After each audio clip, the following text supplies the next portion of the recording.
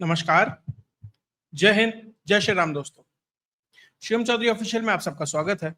आगे बढ़ने से पहले आप सबसे रिक्वेस्ट है, वीडियो को लाइक कीजिए, चैनल को सब्सक्राइब कीजिए और शेयर करना मत भूलिएगा। मार से ज्यादा बड़ा डर होता है उस अनिश्चितता का कि मार कब पड़ेगी। कुछ वैसी ही स्थिति आज के समय में भारत ने पाकिस्तान की बनाकर रख दी है। ऑपरेशन सिंदूर के बाद प्रधानमंत्री ने जो राष्ट्र के नाम संदेश दिया था उसमें उन्होंने स्पष्ट किया था, ऑपरेशन सिंदूर अभी पॉज हुआ है, खत्म नहीं हुआ है। यानी वो अनिश्चितता बनी हुई है उसी दिन से, पता नहीं किस दिन वो कार्यक्रम दोबारा से चालू हो जाए। और उसके बाद से लगातार जिस तरीके से भारत डिफेंस एक्विजिशन कर रहा है, जिस तरीके से भारत नो टाइम जारी कर रहा है, जिस तरीके से मिसाइल टेस्ट कर रहा है, जिस तरीके से अपनी प्रिपेयर्डनेस को एस्केलेट कर रहा है और बढ़ा रहा है, वो टेंशन पाकिस्तान को दिन पे दिन दी जा रही है। कभी राजनाथ सिंह जी कह देते हैं भैया सर क्रीक पे थोड़ा ध्यान रखना, वहां से कार्यक्रम चालू हो सकता है। कभी एस जयशंकर बयान दे देते हैं, कभी आर्मी चीफ कह देते हैं कि भैया इस बार पाकिस्तान का भूगोल बदल लेंगे और ऑप सिंदूर कभी भी शुरू हो सकता है और जल्दी ही शुरू हो सकता है। उसके बाद जो एयर चीफ है वो ये कहते हैं कि भैया 14 तो हमने गिरा दिए थे, अगली बार हम ये स्ट्रेटेजी तो नहीं अपनाएंगे, लेकिन जो अपनाएंगे वो पाकिस्तान नहीं झेल पाएगा।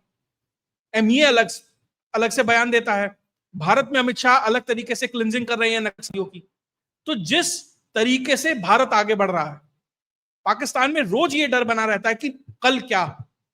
और सबसे बड़ी दिक्कत पाकिस्तान की यह है कि उसके पास वो रिसोर्सेज नहीं है कि वो इस सस्टेन्ड जो थ्रेट है भारत की तरफ से, उसे एक लंबे समय तक उसके लिए तैयार रह सके, उसके लिए एक तरीके से चौकन्ना रह सके। वो अलर्टनेस बनाए रखने के लिए भी आपको संसाधन चाहिए, वो पाकिस्तान के पास है नहीं और भारत लंबा खींचे जा रहा है। और अब जो भारत की तरफ से एक तरीके से कह सकते हैं संदेश आया है, या एक तरीके से उसकी जो तैयारी है, उसने पाकिस्तान के अंदर एक अलग ही खलबली मचा दी है। दरअसल भारत की तरफ से एक्सरसाइज त्रिशूल की घोषणा हुई है। एक्सरसाइज त्रिशूल एक ट्राई सर्विस, यानी तीनों सर्विसेज होंगी, एयरफोर्स भी उसमें होगी, नेवी भी होगी, उसमें आर्मी भी होगी। तीनों सर्विसेज एक एक्सरसाइज त्रिशूल पाकिस्तान के बॉर्डर के पास करने जा रहे हैं।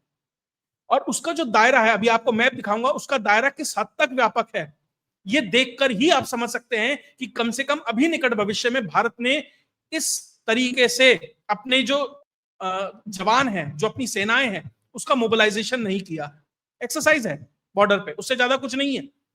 ये 30 अक्टूबर से लेकर और 11 नवंबर तक चलेगी, लगभग 12-13 दिन की एक्सरसाइज है।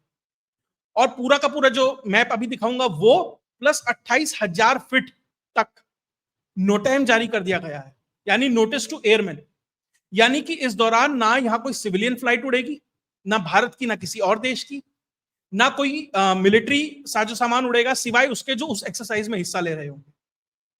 और उसके बाद अरेबियन सी में भी कई नोटाइम जारी हुए हैं, वहां पर भी इंडियन नेवी एक्सरसाइज करने जा रही है।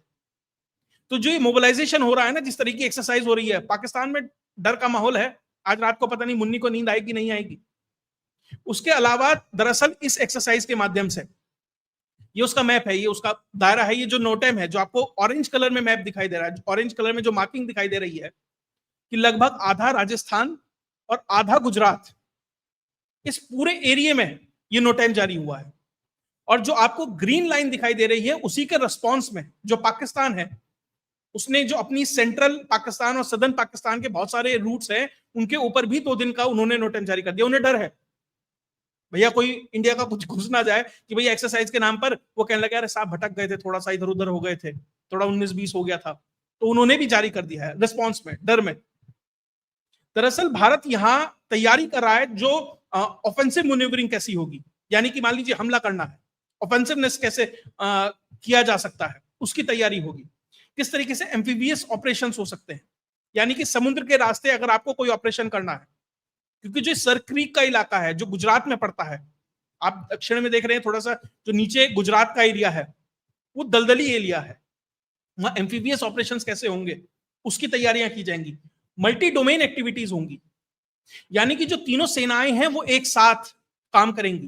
वहां पे ड्रोन भी होंगे, टैंक भी होंगे, वहां पे शिप्स भी होंगी, वहां पे हर तरह का साजो सामान जो हो सकता है, भारत वहां टेस्ट करने की तैयारी है। कम से कम इस एक्सरसाइज के माध्यम से मैसेज यही दिया जा रहा है कि भैया हम यही करने जा रहे हैं। और जो इंटर ऑपरेबिलिटी है, यानी कि तीनों सेनाएं, कोई ऐसा युद्ध जैसी सिचुएशन आ जाए, कुछ ऐसी जैसे अभी ऑप सिंदूर हो रहा था, तो तीनों सेनाएं सामंजस्य बनाकर एक साथ किस तरीके से काम करें, उसकी तैयारी यहां की जा रही है। बहुत लोगों को तो ये लगता है ना कि हमने 11 बेस उड़ा दिए 10 तारीख को, 9 तारीख को पाकिस्तान में, लेकिन जो आर्मी ने किया एलओसी के ऊपर, उसकी बात नहीं होती है। 3 लाख से ज्यादा शेल्स, अलग अलग एम्यूनिशन, गोली से लेकर शेल और सब कुछ पाकिस्तान में दागा गया था उस ऑप सिंदूर के दौरान। बहुत कम लोगों को पता है कि वहां क्या हुआ था, किस तरीके से एम्यूनिशन डिपोज, उनकी अग्रिम चौकियां किस तरीके से आर्मी ने उड़ाई थी, उसके ऊपर बात नहीं होती है ऑप सिंदूर में। उन 10 बेसिस की होती है, 11 बेसिस की होती है सर। और इसमें नेवी ने भी पार्ट लिया था। उन दोनों का रोल कम था, एयरफोर्स का ज्यादा था, वो ज्यादा एक तरीके से दिखता था, इसलिए उसकी ज्यादा बात होती है। अब उसी तरीके की एक एक्सरसाइज यहां की जा रही है। दरअसल इसे कंपेयर किया जा रहा है ऑपरेशन ब्रास्टेक्स से। ब्रास्टेक्स क्या था? नवंबर 1986 से लेकर जनवरी 1987 तक जो जनरल सुंदर जी थे, आर्मी चीफ थे, उन्होंने एक ऑपरेशन ब्रास्टेक्स की तैयारी की कि भाई हम मिलिट्री एक्सरसाइज कर रहे हैं, और उन्होंने लगभग 5 से 6 लाख जवान राजस्थान में लाकर टिका दिए। राजस्थान में 6 लाख जवान थे उस दौरान, और वो ये वहां पे एक तरीके से पूरी की पूरी मिलिट्री थी। उस समय सिर्फ मिलिट्री की एक्सरसाइज थी, ना एयरफोर्स थी, ना उसमें नेवी थी। और स्थिति ये हो गई थी पाकिस्तान की, उस समय का मैप है कि किस तरीके से भारत तैयारी कर रहा था और पाकिस्तान उसके रिस्पॉन्स में किस तरीके से ब्लास्टेक्स का जवाब देने के लिए अपनी तैयारी कर रहा था। दरअसल 1981 में इजराइल ने जब इराक का जो न्यूक्लियर पूरा संयंत्र था, उसका पूरा न्यूक्लियर प्रोग्राम था, उसे तबाह किया, उसके बाद एक तरीके से अलर्ट मोड में था पाकिस्तान।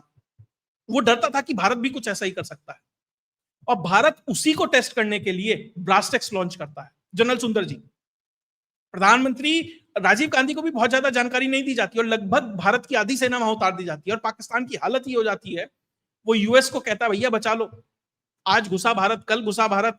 वो स्थिति उसकी लाकर खड़ी कर दी थी सिर्फ एक व्यक्ति ने, और सुंदर जी वही थे जिसने नाथुला में तोप लगा के चाइनीज उड़ाए थे 1967 में। 62 की वॉर सबको याद है चाइना के साथ, लेकिन 1962 में सुंदर जी ने नाथुला पास में क्या किया था, किस तरीके से कई सौ चाइनीज सोल्जर मारे थे, उसके बारे में कोई बात नहीं करता है, क्योंकि भारत के प्राइड का मूवमेंट है ना। क्यों बात करेंगे साहब, हमें तो यही बताया 62 में हम पिटे हैं, वो सब हुआ है, वही बताना है। और उन्हीं सुंदर जी ने 6 लाख जवान वहां उतार दिए थे, और पाकिस्तान को लगता था आज हमारी न्यूक्लियर कैपेबिलिटी पे हमला होने वाला है और कल होने वाला है। दरअसल उनका इंटेंट भी ये था कि पाकिस्तान प्रोवोक हो, भारत के ऊपर छोटा सा भी मिस एडवेंचर करे, भारत उसका जवाब दे, और जो उसकी न्यूक्लियर कैपेबिलिटीज हैं स्ट्राइक के नाम पर, भारत उन्हें खत्म कर दे। लेकिन पॉलिटिकल प्रेशर होता है, सब कुछ होता है, वो पीछे हट गए। ये ब्रास्टेक्स था, और उसी से कंपेयर कर कर इसे देखा जा रहा है। देखिए अब इसमें कितने जवान जाएंगे वहां पर, 5 लाख जाएंगे, 10 लाख जाएंगे, इतने तो शायद नहीं जाएंगे, लेकिन जो भी है, अब शायद उतने जवान उतारने की जरूरत भी नहीं है मिलिट्री एक्सरसाइजेज में, क्योंकि अब टेक्नोलॉजिकल एडवांसमेंट इतना है कि अब टेक्नोलॉजी पे बात होती है कि टेक्नोलॉजिकल इंटीग्रेशन कैसे हो, उस चीज के ऊपर होती है। अब जवानों की बात खत्म हो गई है, पर ऐसा नहीं है उनकी जरूरत नहीं है, लेकिन अब उतनी महत्वता नहीं है, तो मिलिट्री एक्सरसाइज में शायद उतने लोग तो नहीं जाएंगे, लेकिन एक बड़ा नंबर आपको राजस्थान और गुजरात के अंदर दिखाई देगा। उसके बाद एक और जंग नो टाइम जारी हुआ है, वो जारी हुआ है अरेबियन सी के अंदर। यहां तो तीनों सर्विसेज होंगी ही। इसके बाद ये जो अरेबियन सी है उसके अंदर भी एक नो टाइम जारी हुआ है, उसमें आपको 5 छोटे छोटे बॉक्स दिखाई दे रहे हैं। जो ऊपर के 3 हैं गुजरात और मुंबई के आसपास, उनके अंदर 24 तारीख से लेकर और 27 तारीख तक का नो टाइम है, और यहां पे लाइव फायर ड्रिल चलेंगी नेवी की। नेवी यहां अपनी युद्धाभ्यास कर रहा है, एक तरीके से वो तैयारी कर रहा है। जो उसके ऑटोनोमस सिस्टम्स हैं, जो स्वतः से चलने वाले हैं, अनमैन टाइप यूएवीज हैं और बहुत सारी चीजें हैं, उनको टेस्ट किया जाएगा, लाइव फायर ड्रिल्स की जाएंगी। और जो नीचे के 2 हैं, जो कर्नाटक और कारवार के आसपास का है, उसमें 25 तारीख से लेकर और 27 तारीख तक ये कार्यक्रम चलना है। वहां पर फायर ड्रिल्स और ये सब कुछ है। देखिए ये तैयारियां क्यों हो रही हैं, आप समझिए। मान लीजिए नेवी तैयारी कर रही है, मैंने आज सुबह ही एक शो किया था उसके ऊपर कि किस तरीके से भारतीय नेवी चाइना को परेशान कर रही है। किस तरीके से तुर्की को वो परेशान कर रही है। इससे ठीक पहले वाली वीडियो है, आप उसे देख सकते हैं जाकर। तो वो साफ दिखाई दे रहा है कि अब वो नेवी प्रिपरेशन कर रही है, तैयारी कर रही है युद्धाभ्यास है। हम तो नहीं कह रहे भैया हम पाकिस्तान पे चढ़ाई कर रहे हैं, कुछ करने वाले हैं, लेकिन हाँ, कराची के लिए क्या क्या किया जा सकता है, वहां ब्लॉकेट किया जा सकता है क्या, वहां किस तरीके से उसका सीजर किया जा सकता है, बहुत सारी चीजें हैं। अगर पाक आर्मी यहाँ पे आती है या उसके सपोर्ट में कोई और देश की नेवी यहाँ पर आती है, माफ कीजिएगा, चाइनीज हो सकती है, अमेरिकन हो सकता है, टर्किश हो सकती है, कोई भी हो सकती है, तो भारतीय नेवी क्या रिस्पॉन्ड करेगी, उसकी तैयारियां हो रही हैं। युद्धाभ्यास ही तो है। लेकिन ध्यान रखिएगा, 2 युद्धाभ्यास और हुए थे।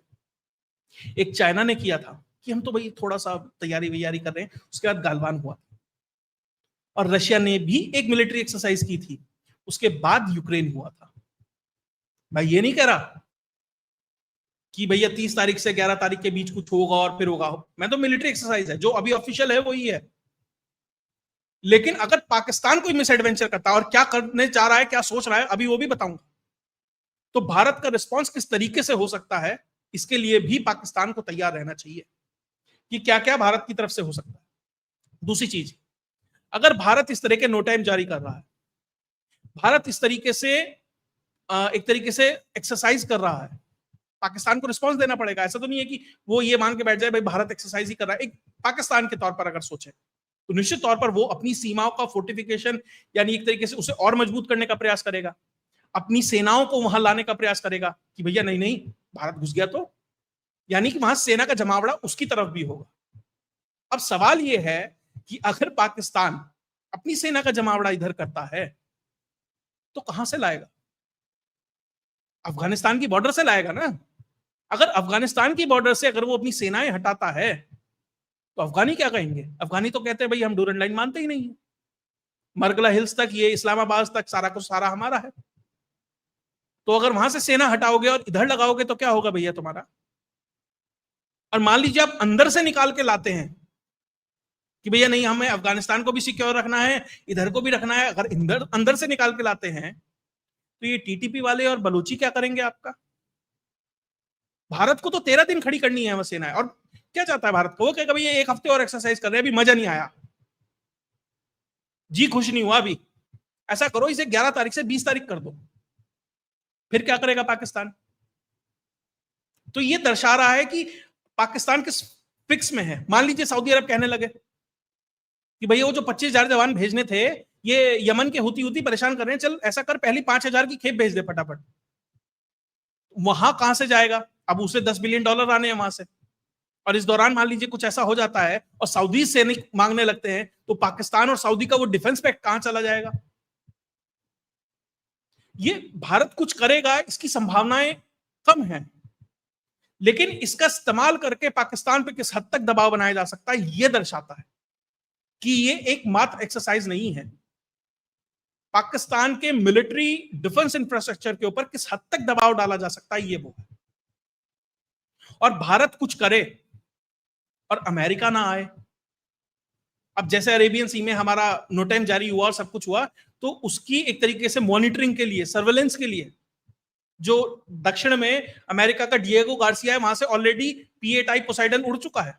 भैया देखो भारत वाले क्या कर रहे हैं, कहां गोली गोली चल रही है, कौन कौन से शिप हैं, कितने हैं, कहां खड़े हैं, किस चीज को टारगेट कर रहे हैं, क्या करना चाहते हैं, वो भी सर्वेलेंस के लिए आ गया।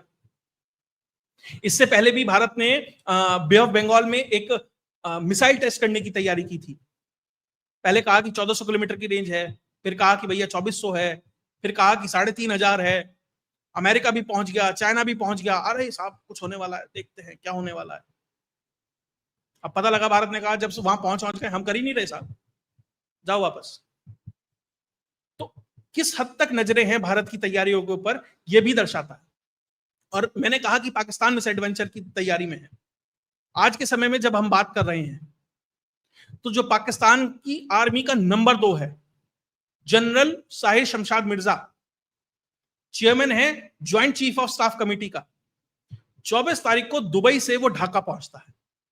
पहली बात, पाकिस्तान की आर्मी का इतना हाई प्रोफाइल आदमी वहां जा रहा है। उसके बाद वो वहां पर जो उसकी फ्लाइट नंबर है, वो फ्लाइट नंबर है EK584, उससे पहुंच रहा है, वहां के रेडिसन होटल में रुक रहा है।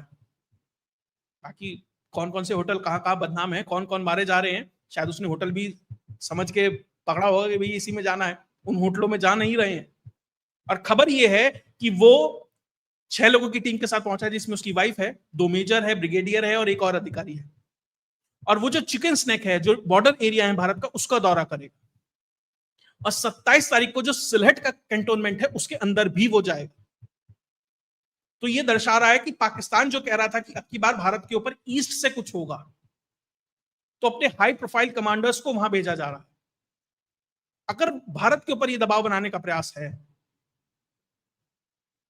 हो सकता है कि कुछ आगे की तैयारी हो, महीने बाद, 2 महीने बाद, 6 महीने बाद की तैयारी हो। मैं ये नहीं कह रहा भी है, लेकिन भारत को भी पता है कि काउंटर मेजर लेते हुए किस तरीके से पाकिस्तान के ऊपर एक रिवर्स दबाव बनाया जा सकता है। ये एक्सरसाइज क्या निकल के आएगा, क्या होगा 11 तारीख को, वो नहीं मैं कुछ प्रिडिक्ट कर रहा, लेकिन हाँ, एक बहुत बड़ी मिलिट्री एक्सरसाइज, या कहें ट्राई सर्विस एक्सरसाइज, मिलिट्री नहीं होगी, ट्राई सर्विस है, तीनों सर्विसेज है, उसकी एक बहुत बड़ी एक्सरसाइज आपको राजस्थान में दिखाई देगी, गुजरात में दिखाई देगी और अरेबियन सी में दिखाई देगी, और ये साइमल्टेनियस चल रही है। तो ये दर्शाता है कि भारत अपनी प्रिपेयर्डनेस को, अपनी तैयारी को टॉप नॉच रखना चाहता है कि भैया बेस्ट। तुम फुल स्केल वॉर चाहते हो, उसके लिए तैयार है। तुम 2 दिन 4 दिन का पिटाई चाहते हो, हम उसके लिए तैयार हैं। तुम चाहते हो 1-1.5 घंटे का कार्यक्रम हो, हम उसके लिए भी तैयार हैं। जैसा चाहोगे वैसी रेसिपी तुम्हें सर्व की जाएगी। भारत ने ये तय कर लिया है, और ये मैसेज उस यूएस और चाइना को भी है, जो पाकिस्तान को एज ए यूजफुल इडियट इस्तेमाल करता है भारत के लिए, न्यूसेंस वैल्यू क्रिएट करने के लिए। ये कम से कम उंगली तो करता ही रहेगा, बहुत बड़ा नुकसान नहीं पहुंचा सकता भारत को, कुछ बड़ा नुकसान तो नहीं कर सकता, उंगली तो कर सकता है ना। तो उस उंगली को ये एहसास दिला दिया गया है कि उसे कहां घुसाया जा सकता है। वही दिखाने के लिए, वही बताने के लिए ये नोटेन जारी हुए हैं, ये एक्सरसाइजेस हो रहे हैं। बाकी 11 तारीख को क्या निकल के आता है वो भी आपके सामने लेके आता रहूंगा, लेकिन क्योंकि ये बहुत इंपॉर्टेंट और कह सकता हूं कि एक बड़ी खबर लगी, तो आपके साथ शेयर की। अगर आपको वीडियो विश्लेषण अच्छा लगा तो वीडियो को लाइक कीजिए, चैनल को सब्सक्राइब कीजिए और शेयर करना मत भूलिए। जय हिंद, जय भारत।